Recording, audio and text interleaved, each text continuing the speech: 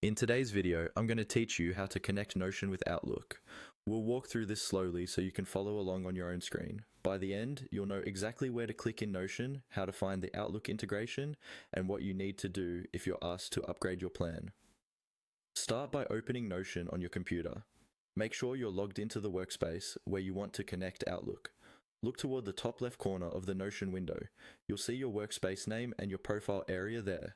Click on your profile name or the small profile icon in that upper left section. This is where all of your account and workspace options live. When the menu opens, look for the option labeled Settings. Go ahead and click on Settings. This will open up the main settings panel for your Notion account or workspace. You might see a few tabs along the side, such as My Account, Workspace, and others.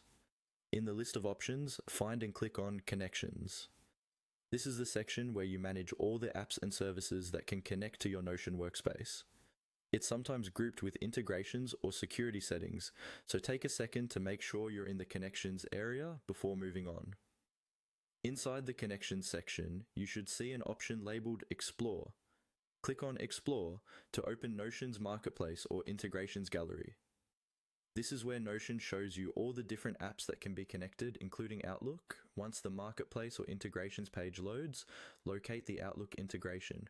You can scroll through the list or use the search bar at the top to type Outlook and find it faster. When you see Outlook in the list, click on it to open the Integration Details page. Here you can usually see a description of what the Outlook connection does, such as syncing emails, calendar events, or tasks with Notion. At this point, Notion may prompt you to upgrade your plan in order to use this integration. If you see an upgrade message, follow the on-screen instructions. That usually means choosing a paid plan, confirming your billing details, and then coming back to the Outlook integration page.